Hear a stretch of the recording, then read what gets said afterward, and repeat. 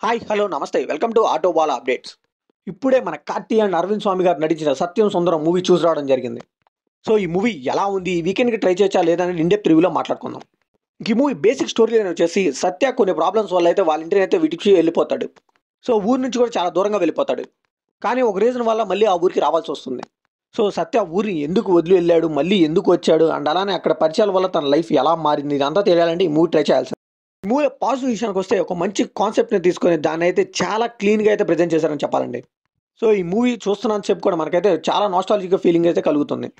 So మనకు తెలియకుండానే మనమైతే ఈ మూవీలో ఇన్వాల్వ్ అయిపోతాం. ఒక చిన్న స్మైల్ అయితే ఉంటుంది మన ఫేస్ మీద. అండ్ వాళ్ళిద్దరి మధ్య వచ్చే కాన్వర్జేషన్స్ గాని, డైలాగ్స్ కానీ మూవీకి మేజర్ అసెట్ అని చెప్పాలండి. సో డైలాగ్స్ కూడా చాలా క్లీన్‌గా ఎలాంటి వల్గారిటీ లేకుండా చాలా నేచురల్ వేలో వెళ్ళిపోతుంటాయండి. సో అలా అని మనకైతే ఎక్కడ బోర్ కొట్టదు. కామెడీ అయితే సూపర్‌గా వర్కౌట్ అయింది. మరి ఎక్స్ట్రాడినరీగా పేలే అని చెప్పట్లేదు కానీ కామెడీ చాలా హ్యూమర్‌గా, చాలా ఫన్ వేలో, చాలా హెల్తీగా అనిపిస్తుందండి. ఎస్పెషల్లీ కార్తీక్ గారి పంచెస్ అయితే చాలా బాగా పేలాయి. సో మూవీ అంతా కూడా ఫ్యామిలీ రిలేషన్స్, ఎమోషన్స్, ఫ్యామిలీయే ఉంటుంది కాబట్టి మనం ఈజీగా కనెక్ట్ అయిపోతాం.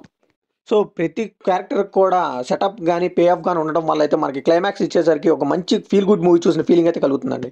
ఇంకా సినిమాటోగ్రఫీ అయితే టాప్ నాచ్ అని చెప్పాలి. అండ్ సౌండ్ మిక్సింగ్ కూడా చాలా బాగుందండి. సో మధ్యలో స్పీడ్ బ్రేకర్‌లా కాకుండా కూడా సీన్స్ అన్నిటిని ఎన్హాన్స్ చేస్తూ చాలా బాగా తీసుకెళ్ళాడు బీజీఎంతో. గిమ్మిలో నెగెటివ్స్ విషయానికి వస్తే ఇలాంటి కాన్వర్జేషన్స్, డైలాగ్స్ ఉన్న మూవీస్ అయితే డబ్బింగ్ అనేది చాలా ఇంపార్టెంట్ అండి. కానీ అక్కడక్కడ డబ్బింగ్ అయితే మనకు కొద్దిగా ఆడ్ అనిపిస్తుంది. సో ఈ డబ్బింగ్ ఇష్యూ వల్ల అయితే మన ఫస్ట్ హాఫ్‌లో అయితే చాలా వరకు గమనించొచ్చండి. కొంచెంగా ఆడ్‌గా ఉంటే మళ్ళీ మళ్ళీ నార్మల్‌గా అవుతుందిరా అనుకున్న సమయానికి మళ్ళీ కొద్దిగా ఆడ్‌గా అనిపిస్తుంది.